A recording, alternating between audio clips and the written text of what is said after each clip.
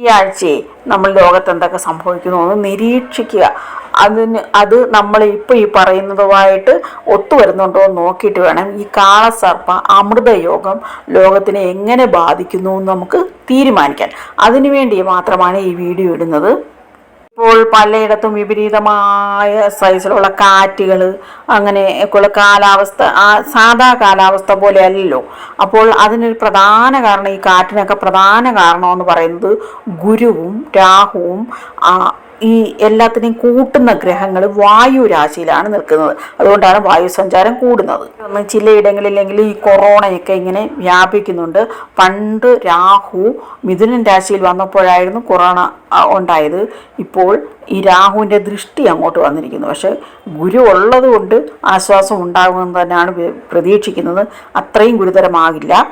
ലോകം ഇപ്പോൾ സമ്പൂർണ്ണ കാള അമൃതയോഗത്തിലാണ്. അതുകൊണ്ട് തന്നെ നമ്മൾ പറയുന്ന ഈ ഫലങ്ങളിൽ വ്യത്യാസം വരും. അതിപ്പോൾ നമ്മുടെ പ്രൊഡിക്ഷൻ എല്ലാം പൂർണ്ണമായിട്ടും കറക്റ്റ് തന്നെ ആയിരുന്നു. ചെക്ക് ചെയ്ത് നോക്കിയാൽ മനസ്സിലാവും. പക്ഷെ ഇനിയിപ്പോൾ അത്ര കോൺഫിഡൻസോടെ അല്ല പറയുന്നത്. കാരണം ഈ കാളസർപ്പയോഗത്തിനെ കുറിച്ചും അമൃതയോഗത്തിനെ കുറിച്ചും ഒക്കെ പഠനങ്ങൾ വളരെ കുറവാണ്. നമ്മൾ അതിൽ ആ റിസർച്ച് എന്ന് പറയുന്ന കാരണം ഈ ജാതകങ്ങളൊക്കെ കിട്ടുമ്പോൾ ഇങ്ങനെയുള്ള യോഗം കാണുമ്പോഴേ അതങ്ങ് അവോയ്ഡ് ചെയ്യുകയാണ് ചെയ്യാറ്. കാരണം ചിലപ്പോൾ തിരിഞ്ഞു പോകാറുണ്ട്. എങ്കിലും നമ്മുടെ പഠനം മുന്നോട്ട് പോകണ്ടേ, അതുകൊണ്ട് ഒന്ന് പ്രവചിച്ച് നോക്കുകയാണ്. അത് ഒന്ന് ഓർക്കണം, നമ്മൾ ഇതുവരെയും പറഞ്ഞതെല്ലാം കറക്റ്റായിട്ട് വന്നിട്ടുണ്ട്. ഇത് തെറ്റുകയാണെങ്കിൽ അത് ഈ കാള അമൃത യോഗത്തിന്റെ ഒരു എഫക്റ്റ് ആണെന്ന്. അപ്പോൾ അതിനെക്കുറിച്ച് പഠനങ്ങൾ നടത്തേണ്ടത് അത്യാവശ്യമായതുകൊണ്ടാണ് ഇങ്ങനെയൊരു പ്രഡിക്ഷൻ ഇടുന്നത്. ഇപ്പോഴിങ്ങനെ നോക്കിയപ്പോഴാണ് ഒരു കാര്യം ഓർത്തത്. കാരണം ഇത് വളരെ പ്രധാനപ്പെട്ട ഒരു കാര്യം നമ്മൾ വിട്ടുപോയിരുന്നു. ഈ ലോകത്ത് ഇപ്പോഴും വരെ നടന്നുകൊണ്ടിരുന്ന ഈ അശാന്തി ഇല്ലേ, ഇപ്പോൾ അതിനൊരു പ്രധാന കാരണം എന്ന് പറയുന്നത് ഈ കാലപുരുഷ ചാട്ടിൽ എപ്പോഴും ലഗ്നം മേടമായിരിക്കും. ഈ മേടലഗ്നത്തിന്റെ അധിപനാണ് കുജൻ. അപ്പോൾ ആ കുജനാണ് നീചത്തിൽ പോയിരിക്കുന്നത്. വല്ലപ്പോഴുമൊക്കെ ആ ഭംഗം വരുന്നുള്ളൂ, അല്ലാത്തപ്പോൾ ഭംഗം വരുന്നില്ല. ഗതിയിൽ ഒരുപാട് നാൾ ഇങ്ങനെ അവിടെ കിടന്ന് ഇങ്ങനെ ചുറ്റിത്തിരിഞ്ഞുകൊണ്ടിരിക്കുകയാണ്. അതുകൊണ്ടാണ് ഇങ്ങനെയൊക്കെയുള്ള കാര്യങ്ങൾ ലോകത്ത് വളരെയധികം നടന്നത്. ഇനിയിപ്പോൾ ഈ കാളസർപ്പ അമൃത യോഗമായതുകൊണ്ട് കാളസർപ്പ യോഗവും കാളസർപ്പ അമൃത യോഗത്തിലും അമൃതയോഗമാണ് കുറച്ചും കൂടെ ഒരു തീവ്രത കുറഞ്ഞത്. ഈ യോഗമില്ലെന്ന് പറയുന്നവരോട് നമ്മൾ ഒരുപാട് കണ്ടിട്ടുള്ളത് കൊണ്ട് ഈ യോഗം ഉണ്ട്, അതിന്റെ എഫക്റ്റും ആളുകളിലുണ്ട്.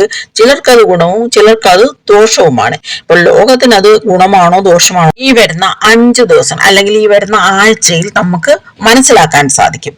അതായത് ഇപ്പോൾ ശുക്രൻ രാശി മാറാൻ പോവുകയാണ്. ഉച്ചത്തിലിരുന്ന ശുക്രൻ ഈ മേടത്തിലോട്ട് വരുമ്പോൾ ഗണ്ഡാന്തത്തിൽ കൂടിയാണ്, തീവ്രമായ ഗണ്ഡാന്തത്തിൽ കൂടിയാണ് കടന്നുപോയിക്കൊണ്ടിരിക്കുന്നത്.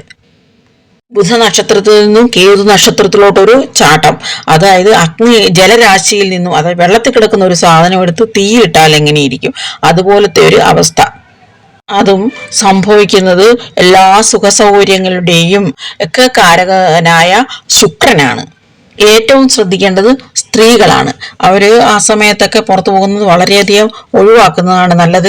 പിന്നെയാണെങ്കിൽ എപ്പോഴും പറയുന്നത് പോലെ കടൽ തീരത്തൊന്നും ആരും പോകാതിരിക്കുക. കാരണം ഈ ശുക്രനും ജലരാശിയിലായിരുന്നു, ചന്ദ്രനും കുജൻ ജലരാശിയിലാണ്. നമുക്ക് നോക്കിയാൽ മനസ്സിലാകും. മറ്റൊരു കാര്യം നമ്മൾ ശ്രദ്ധിക്കേണ്ടത്, രാഹു ഈ ചന്ദ്രനെയും കുജനെയും രാശി ദൃഷ്ടി എന്ന് പറയുന്നുണ്ടല്ലോ, അങ്ങനെ നോക്കുന്നുണ്ട്. അപ്പോൾ രാഹുവിന്റെ ദൃഷ്ടി ഗുരുവിനും ഏൽക്കുന്നുണ്ട്. ഗുരുചണ്ഡാല യോഗം പോലെയുണ്ട്. ഇങ്ങനെയൊക്കെ നോക്കുമ്പോൾ പെട്ടെന്ന് നമ്മൾക്കൊരു ഐഡിയ, ഇതുവരെയുള്ള ഒരു ഇത് വെച്ച് ഐഡിയ കിട്ടുന്നത് വലിയ വലിയ ആഡംബര കെട്ടിടങ്ങളില്ലേ, അവിടെയൊക്കെ അഗ്നിബാധകൾ ഉണ്ടാകാതെ, പ്രത്യേകിച്ചും ഈ പരിപാടികളൊക്കെ ഇല്ലേ, അവിടെയൊക്കെ അഗ്നിബാധകൾ ഉണ്ടാകാതെ നമ്മളൊന്ന് ശ്രദ്ധിച്ചോണം. ഈ വലിയ വലിയ കലാപരിപാടികളൊക്കെ നടത്തുന്നവരില്ലേ, അവർ പ്രത്യേകിച്ച് ശനിയുമായിട്ട് ബന്ധപ്പെട്ടവർ, അവിടെ നിന്നാണ് ശുക്രൻ ഇങ്ങോട്ട് ചാടുന്നത്. അവരൊക്കെ കലാപരിപാടികൾ അങ്ങനെയൊക്കെയുള്ള പ്രോഗ്രാമുകളിലൊക്കെ തീപിടുത്തങ്ങൾ, ഈ കറണ്ട് കൊണ്ടുള്ള പ്രോബ്ലംസ് ഒക്കെ ഉണ്ടാകാതെ ഒന്ന് ശ്രദ്ധിക്കണം. പ്രത്യേകിച്ചും ദൈവനിന്ദ അങ്ങനെയൊന്നും ചെയ്യാതിരിക്കുക. അങ്ങനെയൊക്കെ ചെയ്യുന്നവർ വളരെയധികം സൂക്ഷിക്കണം. ചിലരെയൊക്കെ മനസ്സിൽ വരുന്നുണ്ട്, അവരൊന്ന് സൂക്ഷിക്കുക. സൂക്ഷിക്കാന്ന് പറയുമ്പോൾ കഴിവതും അങ്ങനെ നിന്ദാ വാക്കുകളൊന്നും ഉപയോഗിക്കാതിരിക്കുക.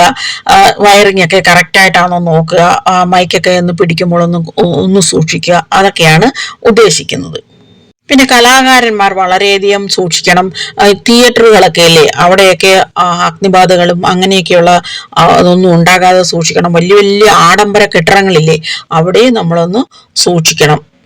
ഒരാശ്വാസമുള്ളത് ഇത് ഇങ്ങനെ ശുക്രന്റെ ഈ രാശിമാറ്റം സംഭവിക്കുമ്പോൾ സൂര്യൻ ഇടവൻ രാശിയിലായത് കൊണ്ട് തന്നെ ഇച്ചിരി ആശ്വാസമുണ്ട്. തണുത്ത രാശി, അത്ര വലിയ ചൂടുള്ള രാശിയല്ലല്ലോ. വലിയ വലിയ നഗരങ്ങളിലുള്ളവരും പ്രത്യേകിച്ചും ഈ ആഡംബര നഗരങ്ങൾ ഇങ്ങനെയൊക്കെയുള്ളതില്ലേ, അതിലൊക്കെ ഉള്ളവരും ഒക്കെ ഒന്ന് സൂക്ഷിക്കണം. കെട്ടിടങ്ങളൊക്കെ ഇങ്ങനെ ഇടിയാനും അങ്ങനെയൊക്കെയുള്ള സാധ്യതകളുണ്ട്. അതായത് കുജനാണ് ഇനി ആത്മകാരകനായിട്ട് വരുന്നത്. ഇതുവരെ ശുക്രനെ കുജനായിരുന്നു നിയന്ത്രിച്ചുകൊണ്ടിരുന്നത്. കുജൻ അപ്പോൾ അമത്യകാരകനായിരുന്നു. ഇനിയിപ്പോൾ ശുക്രൻ അങ്ങോട്ട് രാശി മാറുമ്പോൾ കുജനാണ് ആത്മകാരനായിട്ട് വരുന്നത്. ആ നീചത്തിലിരിക്കുന്ന കുജനെ നിയന്ത്രിക്കുക ബുധനായിരിക്കും. ഇപ്പോൾ ശനിയുടെ ദൃഷ്ടിയുണ്ട് ബുധന്. അങ്ങനെയൊക്കെ വരുമ്പോൾ ഈ ചന്ദ്രഗന്ധാണ്ടവും കൂടെ വരുമ്പോൾ, അതായത് ചന്ദ്രൻ ആയില്യത്തിൽ നിന്നും ഭാഗത്തിലോട്ട് കിടക്കുന്ന ആ സമയത്തും കൂടി ഒന്ന് സൂക്ഷിക്കണം. പിന്നെയാണെങ്കിൽ ഈ പെട്ടെന്ന് നമ്മൾ പറയേണ്ടത് ഈ ആശുപത്രിയുമായിട്ട് ബന്ധപ്പെട്ടവർ ഏത് കാര്യം ചെയ്യുമ്പോഴും അവർക്ക് ആ ബുദ്ധി നല്ലതുപോലെ കോൺസെൻട്രേഷൻ നല്ലതുപോലെ ശ്രദ്ധിച്ചു വേണം ചെയ്യാൻ, അല്ലെങ്കിൽ ആ ബുദ്ധിയെ ഇത് ബാധിക്കുന്നതായിരിക്കും. പ്രത്യേകം പറയുന്നു, അത്ര നല്ല കോൺഫിഡൻസോടുകൂടിയല്ല ഈ പ്രവചനം നടത്തുന്നത്. കാരണം എന്ന് പറഞ്ഞാൽ അമൃതയോഗം അമൃതയോഗം ഉള്ളതുകൊണ്ട്. എങ്കിലും നമുക്കിതൊന്ന് സൂക്ഷിച്ചു നോക്കാം. ഈ ആശുപത്രിയുമായി ബന്ധപ്പെട്ടവരെന്തെങ്കിലും വിഡ്ഢിത്തങ്ങളൊക്കെ കാണിക്കുന്നുണ്ടോ, അവരെ എന്തെങ്കിലും കൈപ്പിഴകൾ വരുന്നുണ്ടോ എന്ന് ശ്രദ്ധിക്കണം. പിന്നീട് ശ്രദ്ധിക്കേണ്ടത് ഈ പ്രതിരോധ മേഖലയുമായിട്ട് പ്രവർത്തിക്കുന്നവർ, കുജനും സംബന്ധിച്ചല്ല, ശാസ്ത്രജ്ഞന്മാരും അങ്ങനെയൊക്കെയല്ലേ അവര്, കെമിസ്റ്റുകൾ, അതുപോലെയൊക്കെയുള്ളവർ എന്തെങ്കിലുമൊക്കെ വിഡ്ഢിത്തങ്ങൾ പ്രവർത്തിക്കുന്നു എന്നൊന്നും നമ്മൾ ശ്രദ്ധിക്കണം. തെറ്റായ തീരുമാനങ്ങൾ എടുക്കുന്നു. പ്രത്യേകിച്ചും ചന്ദ്രൻ ചിങ്ങൻ രാശിയിലോട്ട് വരുമ്പോൾ കൂടുതൽ സൂക്ഷിക്കണം. കേതുവിന്റെ അടുക്കിലോട്ടല്ലേ വരുന്നത്. അപ്പോൾ ചന്ദ്രനും ഒരു ഇത് വരികയാണ്, അതുപോലെ ബുധനും ഇങ്ങനെ കൺട്രോൾ ചെയ്യാനുള്ള കോൺസെൻട്രേഷന് നമുക്ക് തരാനുള്ള ആ ശക്തി കുറയുകയാണ് ചെയ്യുന്നത്. അപ്പോൾ ഇങ്ങനെയൊക്കെയുള്ള അബദ്ധങ്ങൾ വരാനുള്ള സാധ്യതയുള്ളതുകൊണ്ട്, അതായത് എന്തെങ്കിലുമൊക്കെ ഇപ്പോൾ പരീക്ഷണങ്ങളൊക്കെ നടത്തുകയാണെങ്കിൽ അവിടെ എന്തെങ്കിലും പ്രശ്നങ്ങൾ വരാനും, ഇപ്പോൾ റോക്കറ്റ് അങ്ങനെയൊക്കെയുള്ളതൊക്കെ പോവുകയാണെങ്കിൽ അവിടെ എന്തെങ്കിലും പ്രശ്നങ്ങൾ വരാനും ഒക്കെയുള്ള സാധ്യതയുണ്ട്. വളരെയധികം സൂക്ഷിക്കേണ്ടത് കമ്മ്യൂണിക്കേഷൻ, അതുമായിട്ട് ബന്ധപ്പെട്ട എല്ലാ നെറ്റ് അങ്ങനെയൊക്കെ ഇല്ലേ, അതുമായിട്ട് ബന്ധപ്പെട്ടവരെല്ലാം തന്നെ സൂക്ഷിക്കണം. ആ മേഖലയിൽ പ്രവർത്തിക്കുന്ന മേടൻ രാശിക്കാരാണ് ഏറ്റവും സൂക്ഷിക്കേണ്ടത്. ഓരോരോ രാശിയുടെ ഇടാൻ ശ്രമിക്കുക. അത് കുറച്ച് ഇപ്പോൾ എല്ലാ ഗ്രഹങ്ങളും ഇങ്ങനെ മാറുന്നത് കൊണ്ട് ഇടാൻ ശ്രമിക്കുന്നതായിരിക്കും. ഇവിടെ മറ്റൊരു കാര്യം നമ്മൾ ശ്രദ്ധിക്കേണ്ടത്, 2ൽ മാരകൻ നിൽക്കുകയാണ്. ബുധൻ എന്ന് പറഞ്ഞാൽ ഈ കാലപുരുഷ ചാട്ടം അനുസരിച്ച് മാരകനാണ്. ആ മാരകൻ 6ാം ഭാവാധിപതി 3ാം ഭാവാധിപതി അല്ലയോ, 6ാം ഭാവാധിപതിയായിട്ടാണ് കൂടുതൽ കൂട്ടുന്നത്. അപ്പോൾ 2ൽ നിൽക്കുകയാണ്, മാരകസ്ഥാനത്ത് നിൽക്കുകയാണ്. അങ്ങനെ അതുകൊണ്ട് തന്നെ ലോകം മുഴുവൻ ഒരു ശ്രദ്ധിക്കേണ്ട ഒരു സമയമാണ്. പ്രകൃതി ദുരന്തങ്ങളിലൊക്കെ ഉണ്ടാകുമ്പോൾ അത് തടയാനുള്ള മുൻകരുതലുകൾ നേരത്തെ എടുത്താൽ നമുക്ക് കുറേയൊക്കെ ആശ്വാസം കിട്ടത്തില്ലേ. അതുപോലെ ഇതിപ്പോൾ ഗ്രഹകാരകത്വങ്ങൾ നമ്മൾ നേരത്തെ മനസ്സിലാക്കി വെക്കുകയാണെങ്കിൽ എപ്പോഴും ഇത് പറയേണ്ട കാര്യമില്ല. ആ ഗ്രഹകാരകത്വങ്ങളും ഇതുമായിട്ട് നോക്കുമ്പോൾ ആർക്കായാലും മനസ്സിലായി. ഇങ്ങനെ ഈ പ്രവചനം നടത്തുക എന്ന് പറഞ്ഞാൽ വളരെ എളുപ്പമുള്ള കാര്യമാണ്. പെട്ടെന്ന് തന്നെ നമുക്ക് പഠിച്ചെടുക്കാൻ പറ്റും. മറ്റൊരു കാര്യം, മീഡിയയുമായിട്ട് ബന്ധപ്പെട്ടവരൊക്കെ വിഡ്ഢിത്തങ്ങൾ കാണിക്കാനുള്ള ഒരു സാധ്യതയുണ്ട്. അതായത് മീഡിയയിൽ എന്ത് നമ്മൾ സംസാരിക്കുമ്പോൾ വളരെയധികം സൂക്ഷിച്ചു വേണം. അതുകൊണ്ട് തന്നെ ഈ പറയുന്നതിലൊക്കെ എന്തെങ്കിലും തെറ്റുകളുണ്ടെങ്കിൽ ഒന്ന് ക്ഷമിച്ചേക്കണം. അങ്ങനെ ഈ സമയത്തിടുന്ന വീഡിയോകളിൽ എന്താണെന്ന് വെച്ചാൽ മീഡിയകളിൽ കൂടി എന്തെങ്കിലുമൊക്കെ പറയുമ്പോൾ തെറ്റുണ്ടാകാനുള്ള സാധ്യത ഏറ്റവും കൂടുതൽ ഈ സമയത്താണ്.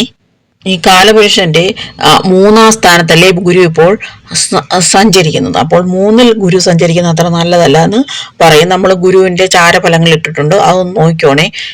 ഇതിൽ നിന്നെല്ലാം നമ്മൾ മനസ്സിലാക്കേണ്ട ഒരു കാര്യം, എല്ലാ ഗ്രഹങ്ങളും അനുകൂലമായിട്ട് ഒരിക്കലും വരികയില്ല. ഏതെങ്കിലുമൊക്കെ ഗ്രഹങ്ങൾ പ്രശ്നങ്ങൾ സൃഷ്ടിച്ചുകൊണ്ടിരിക്കും.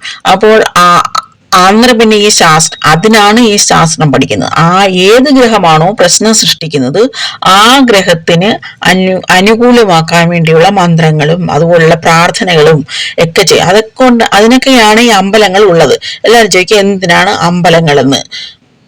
ഒരു രാഗം കൊണ്ട് മഴ നിർത്താൻ കഴിയുമെങ്കിൽ, ഒരു പാട്ട് കൊണ്ട് മഴ നിർത്താൻ കഴിയുമെങ്കിൽ, അല്ലെങ്കിൽ ഒരു പാട്ട് കൊണ്ട് മഴ പെയ്യിക്കാൻ കഴിയുമെങ്കിൽ, ആ മന്ത്രങ്ങൾക്കൊക്കെ എത്രയോ ശക്തി ഉണ്ടെന്ന് ഓർക്കണം. അത് മനസ്സിലാകാത്തവർക്ക്, പറഞ്ഞാൽ മനസ്സിലാക്കാൻ ചില ഗ്രഹസ്ഥിതികളുള്ളവർക്ക് പ്രയാസമാണ്. അവരിങ്ങനെ കൂവിക്കൊണ്ടേയിരിക്കും. പക്ഷെ നമ്മൾക്കറിയാം ഇതിലൊക്കെ സത്യമുണ്ടെന്ന്. ഒരു വിദ്യാർത്ഥിയും എല്ലാ വിഷയങ്ങളിലും എക്സലന്റ് ആവുകയില്ല. എക്സലന്റ് എന്ന് ആവറേജ് ഒക്കെ ആവാം, പക്ഷെ എക്സലന്റ് ആവുകയില്ല. എല്ലാത്തിനും 100 മാർക്ക് കിട്ടുന്നവർ വളരെയധികം കുറവായിരിക്കും. അങ്ങനെ ഫുൾ മാർക്ക് കിട്ടിയെന്നും പറഞ്ഞ ആ വിഷയത്തിൽ അഗാധ ജ്ഞാനം ഉണ്ടെന്നൊന്നും നമുക്ക് പറയാനും പറ്റുകയില്ല. അതുപോലെയാണ് ഇതിന്റെയൊക്കെ പ്രാധാന്യം മനസ്സിലാക്കാനൊക്കെ വളരെ ചുരുക്കം പേർക്ക് പറ്റുള്ളൂ. അല്ലാത്തവരെല്ലാം ഇങ്ങനെ ഇതിലെന്തോ സത്യം ഇരിക്കും, ഇതെല്ലാം കള്ളവല്ലേ, ഇതെല്ലാം ഒരുപോലെയല്ലേ എന്ന് തോന്നും. കുജൻ നീചത്തിലാണ്, കുജൻ ഇത്രയെല്ലാം പ്രശ്നങ്ങൾ ഉണ്ടാക്കിക്കൊണ്ടിരിക്കുന്നു. അന്നേരം നമ്മൾ എന്താണ് ചെയ്യേണ്ടത്? കുജനെ ശാന്തി ചെയ്യാൻ, അല്ലെങ്കിൽ ആ കുജന് ബലം കൊടുക്കാൻ ഉള്ള ഓരോ കാര്യങ്ങൾ നമ്മളിങ്ങനെ ചെയ്തുകൊണ്ടിരിക്കുക. ഇപ്പൊ സുബ്രഹ്മണ്യ ഭജനം അങ്ങനെയൊക്കെയുള്ള കാര്യങ്ങൾ ചെയ്തുകൊണ്ടിരുന്നാൽ, അല്ലെങ്കിൽ ദേവി ആരാധന, അങ്ങനെ ഒരു ഹനുമാൻ ആരാധന, ഇതൊക്കെ ഓരോരോ ഗ്രഹങ്ങളെ ബലപ്പെടുത്താനായിട്ട് ചെയ്യാം. അങ്ങനെ ചെയ്യുമ്പോൾ അതിന്റെ ആ ശക്തി കൂടും. അതിന് പകരം ഈ ദൈവങ്ങളെയൊക്കെ കളിയാക്കുന്നവർ അത് കേട്ടുകൊണ്ട് ഏറ്റു പറയുന്ന അവരെയൊക്കെ ഇങ്ങനെ ശാപം അവർക്ക് ഇങ്ങനെ പതിഞ്ഞുകൊണ്ടേ ഇരിക്കുകയാണ് ദേഹത്ത്. അവർക്കൊന്നും സംഭവിക്കുന്നില്ല എന്ന് പറഞ്ഞാൽ അവരുടെ ജനറ്റിക് ചേഞ്ചസ് നടന്നുകൊണ്ടിരിക്കുകയാണ്. അത് ഈ മ്യൂട്ടേഷൻ അങ്ങനെയൊക്കെയുള്ള കാര്യങ്ങൾ മനസ്സിലാക്കുന്നവർക്ക് അതൊക്കെ മനസ്സിലാകുകയുള്ളൂ. ഈ ജനിതക ഘടനയിൽ മാറ്റങ്ങൾ വരും. നമ്മൾ അനുഭവിക്കുന്നതൊക്കെ നമ്മുടെ പൂർവികർ ചെയ്ത പുണ്യഫലങ്ങളോ അല്ലെങ്കിൽ പാപഫലങ്ങളോ ഒക്കെയാണ്. അപ്പോൾ നമ്മുടെ ഈ ജീൻസുകൾ അത് ശുദ്ധീകരിക്കാൻ വേണ്ടിയാണ് നമ്മൾ നല്ല പ്രവൃത്തികൾ ചെയ്യുന്നത്. അപ്പോൾ ഇങ്ങനെ കാലപുരുഷച്ചാട്ടൊക്കെ പഠിക്കുമ്പോൾ നമുക്ക് മനസ്സിലാവും ഏത് ഗ്രഹമാണ് പ്രതികൂലമായി നിൽക്കുന്നത്. ആ ഗ്രഹത്തിന് അനുസരിച്ചുള്ള മന്ത്രങ്ങളും ഒക്കെ ചെല്ലുകയാണെങ്കിൽ ഈ പ്രപഞ്ചത്തെ നമുക്ക് രക്ഷിക്കാൻ കഴിയും. അതാണ് മനുഷ്യ ജന്മത്തിന്റെ ഒരു ധർമ്മം എന്ന് പറയുന്നത്. ചെറിയ ജീവികൾ വലിയ ജീവികൾക്ക് ആഹാരമാകുന്നുണ്ട്. അപ്പോൾ നമ്മുടെ ഈ ജന്മം കൊണ്ട് എന്താണ് ഗുണം എന്നൊന്ന് ചിന്തിക്കണമല്ലോ. അത് പ്രപഞ്ചത്തെ നശിപ്പിക്കാൻ വേണ്ടി ഒരു ജീവിയാണോ മനുഷ്യൻ? ഇതെല്ലാം പഠിച്ചിട്ട് ആ പ്രപഞ്ചത്തിനെ, അത് പ്രകൃതി ദുരന്തങ്ങളെ തടയാനുള്ള മാർഗങ്ങൾ അവലംബിക്കാൻ വേണ്ടിയാണ്. അപ്പോൾ എന്താണ് മഴ കുറയ്ക്കാനൊക്കെ പ്രാർത്ഥിക്കാത്തതെന്ന് പറഞ്ഞാൽ അത് എന്തിനും തെളിവ് വേണം, എന്നെങ്കിലേ ഭാവി തലമുറയ്ക്ക് അത് മനസ്സിലാവുകയുള്ളൂ ഇതുകൊണ്ടാണ് അങ്ങനെ സംഭവിച്ചതെന്ന്. അല്ലെങ്കിൽ പിന്നീട് ഈ ശാസ്ത്രം വീണ്ടും വീണ്ടും വീണ്ടും ഇരുട്ടിലോട്ട് പോയിക്കൊണ്ടിരിക്കുകയാണ്. ശാസ്ത്രമാണ് വലുത്, മനുഷ്യനെക്കാളും ലോകത്തിന് വലുത് ജ്യോതിഷ ശാസ്ത്രം തന്നെയാണ്. മനുഷ്യരാശിക്ക് ഏറ്റവും ഉപയോഗപ്രദമായ മനുഷ്യന്റെ ഈ ദുരിതങ്ങൾ കുറയ്ക്കാനുള്ള ഏറ്റവും വലിയ ഏത് ശാസ്ത്രം പഠിച്ചാലും, ഇപ്പോൾ വൈദ്യശാസ്ത്രം ആയാൽ പോലും ദുരിതങ്ങൾ കുറയ്ക്കാൻ കഴിയുകയില്ല. പക്ഷെ ജ്യോതിഷ ശാസ്ത്രം പഠിച്ചാൽ നമുക്ക് ആ ദുരിതങ്ങൾ കുറയ്ക്കാം. അസുഖങ്ങൾ മാത്രമാണോ ദുരിതങ്ങൾ? എല്ലാ ജീവിത ദുരിതങ്ങളും ഉണ്ട്. അതെല്ലാം കുറയ്ക്കാൻ മുൻകൂട്ടി കാര്യങ്ങൾ കണ്ട് അതിനനുസരിച്ച് നമ്മൾ എല്ലാം ക്രമീകരിക്കാൻ വേണ്ടി ഉതകുന്ന ഒരേ ഒരു ശാസ്ത്രമേ ഉള്ളൂ. അതാണ് ജ്യോതിഷ ശാസ്ത്രം, ഏറ്റവും സത്യമായ ശാസ്ത്രം. പലപ്പോഴും പറഞ്ഞിട്ടുള്ളത് പോലെ ഈ ലോകത്ത് ഏറ്റവും കൂടുതൽ കാണപ്പെടുന്ന ഒരു സാധനമാണ് ക്ലോറോപ്ലാസ്റ്റ്. അത് നിർമ്മിക്കാൻ കഴിയാത്തിടത്തോളം മനുഷ്യൻ ജയിക്കുന്നില്ല. നിസ്സഹായത കൊണ്ട് പറഞ്ഞു പോകുന്നതാണ്. അപ്പോൾ നമ്മൾ നോക്കേണ്ടത്, ഇപ്പോൾ ഈ പറഞ്ഞതൊക്കെ സംഭവിച്ചില്ലെങ്കിൽ അതിന് ഒരേ ഒരു കാരണമേ ഉള്ളൂ, കാളസർപ്പ അമൃതയോഗം. പക്ഷെ അതിൻ്റെ എഫക്റ്റ് ഈ കാലപുരുഷ ചാട്ടിന് ഉണ്ടോ എന്ന് തീരുമാനിക്കേണ്ട ദിവസങ്ങളാണ് വരുന്നത്. മനുഷ്യ ജാതകത്തിലുണ്ട്, ഇനി അല്ലാതെ പ്രകൃതിക്കുണ്ടോ എന്ന് നമ്മൾ തീരുമാനിക്കണം. ഒരു കാര്യം ശ്രദ്ധിച്ചോ, പെൺകുഞ്ഞുങ്ങൾ ഒരുപാട് ദുരിതം അനുഭവിച്ച ഒരു സമയമായിരുന്നു കടന്നുപോയിക്കൊണ്ടിരുന്നത്. അതുപോലെ സ്ത്രീകൾ വളരെയധികം സൂക്ഷിക്കേണ്ട ഒരു സമയമാണ്. അത് കലാകാരന്മാരെ സൂക്ഷിക്കേണ്ട സമയമാണ്, മീഡിയ പ്രവർത്തകർ സൂക്ഷിക്കേണ്ട സമയമാണ്. പ്രത്യേകിച്ചും ആശുപത്രി, അതുപോലെ കെമിക്കല്, പ്രതിരോധം, ഇതുമായിട്ടൊക്കെ ബന്ധപ്പെട്ട് കുജന്റെ കാരകത്വങ്ങളുമായിട്ട് ബന്ധപ്പെട്ടവരെല്ലാം തന്നെ ആ ബുദ്ധിയെ നല്ലതുപോലെ നമ്മൾ കോൺസെൻട്രേഷൻ വളരെയധികം വേണ്ടുന്ന ഒരു സന്ദർഭമാണിത്. ശനിക്ക് ഗുരുദൃഷ്ടി കുറേ കാലത്തേക്കുണ്ട്. അപ്പോൾ കടലിനടിയിൽ കിടക്കുന്ന പല സത്യങ്ങളും പുറത്തു വരുന്ന ഒരു സമയം കൂടിയാണ് വരുന്നത്. ഇപ്പോഴല്ല, വലിയ പ്രളയം വരികയാണെങ്കിൽ, വലിയ പെരുമഴ വരികയാണെങ്കിൽ അതിനെ തടയാൻ വേണ്ടി നമുക്ക് അപ്പോൾ ശ്രമിക്കാം. മഴയില്ലെങ്കിലും കുഴപ്പമല്ലേ. ഇപ്പോൾ നമുക്ക് ഈ ശാസ്ത്രം അതിൻ്റെ ആ സത്യാവസ്ഥ തെളിയാൻ, എത്രയും പെട്ടെന്ന് തെളിയാൻ വേണ്ടി ഭഗവാനോട് പ്രാർത്ഥിക്കാം. ഭഗവാന്റെ ഭക്തന്മാർക്ക് വേണ്ടി പ്രാർത്ഥിക്കുന്നു. ഓം നമഃ ശിവായ.